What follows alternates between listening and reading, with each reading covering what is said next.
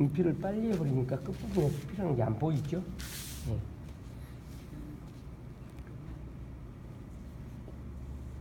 네, 그래서 서서히 이런 것은 설명을 정확하니 안 들으면 알 수가 없는 거예요. 이론을 모르면.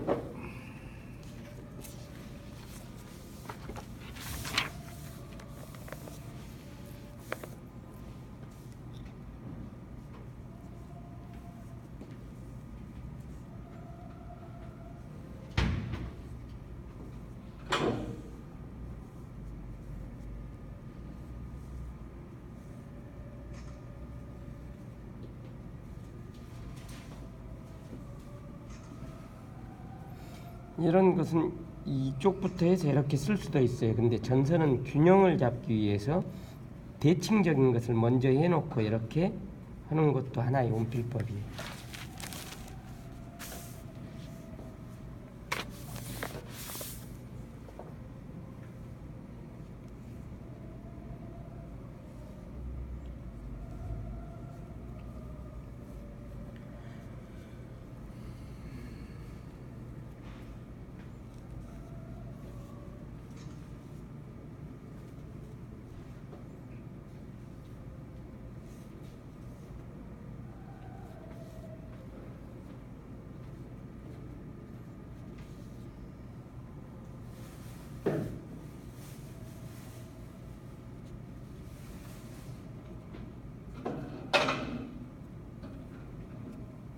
이게 천천히 걸을 납자인데 이게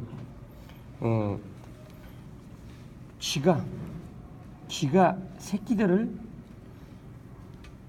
홍수가 난다든지 큰 비가 온다든지 쥐들은 그러니까 굴 속에 살잖아요. 그래서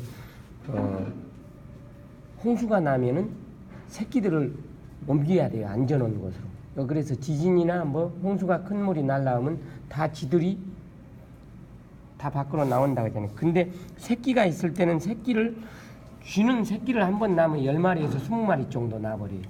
그래서 중국 사람들은 자기 집에다 쥐 그림을 많이 그려놔요. 다산. 식솔들이 많아야지 일꾼들이 많아서 부자가 된다. 그래서 쥐 그림을 많이 그려놔요. 그래서 오창석이라든가 이런 사람들도 좀 등불 밑에 쥐가 뭘 갉아먹는 것도 많이 그려놓고 그래서 쥐 그림을 좋아해요. 그러니까 부자가 되는 그림이기 때문에. 그래서 쥐는 새끼를 낳으면은 한 마리씩 이렇게 옮기기가 힘들기 때문에 쥐 새끼들한테 야 엄마가 이제 이동해야 되니까 이렇게 쥐가 있어요. 이렇게 이게 쥐 수염이 이렇게 긴 것은요. 쥐들은 굴을 다니기 때문에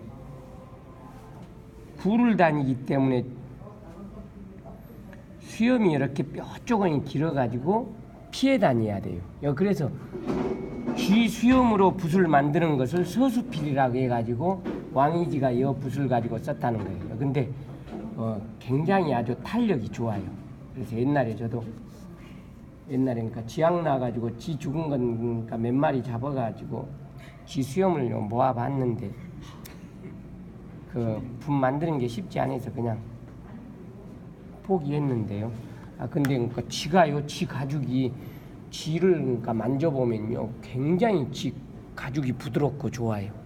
그래서 근데 이제 어떻게 하냐면 쥐는 그러니까 젖꼭지가 엄청 많이 나 있어요. 그래서 새끼들이 이 부분에 젖꼭지를 딱 꽉 그러니까 물게 해요. 엄마 젖꼭지를. 그래서 쥐가 얘들이 젖꼭지 물었으니까 빨리 못 가죠. 그래서 천천히 걷는다. 그래서 이 글자가 쥐가 새끼들을 배에다 딱 젖꼭지에 물리고 천천히 걸어간다. 그래서 천천히 걸을 나비라고 그런 거 이게. 근데 이제 고양이는 어떻게 새끼를 옮기는 줄 알아요? 고양이는 그러니까 젖꼭지를 못 물어요.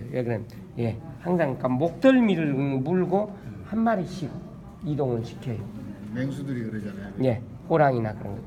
근데 이제 그래서 이제 여러분들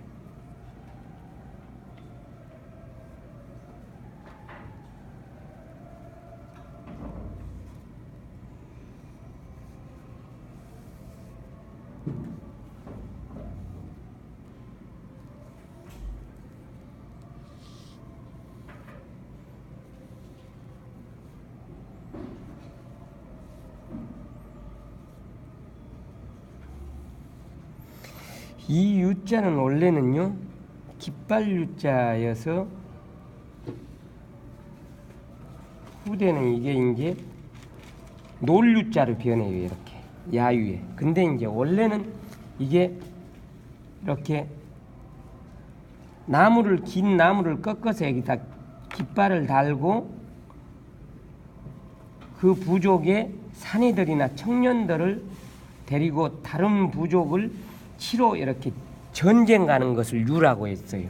그래서 뭐 야유해다 그러면 멀리 놀러 가다 그런 건데 이렇게 유라는 것은 전쟁 갈 유자였어요. 이제 이게 이제 평화 시대가 되면 이제 그런 깃발을 들고 밭에 가서 일을 한다든지 어디 여행을 간다든지 이런 뜻으로 유자로 됐죠. 원래는 청동기 시대는 전쟁하다 유자였어요.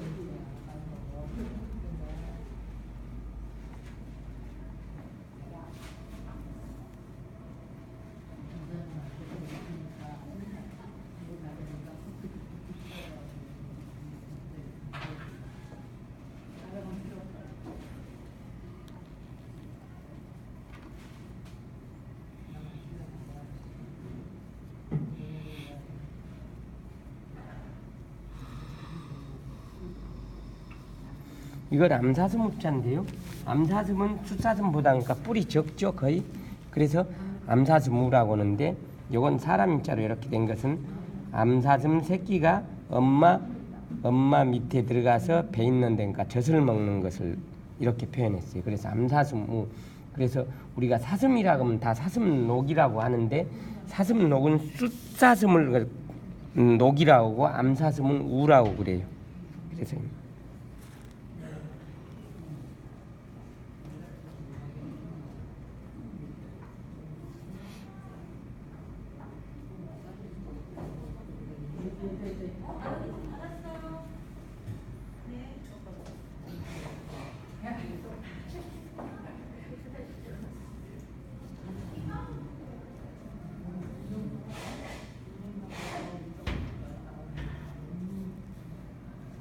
이게 이제 숫사슴 녹자예요.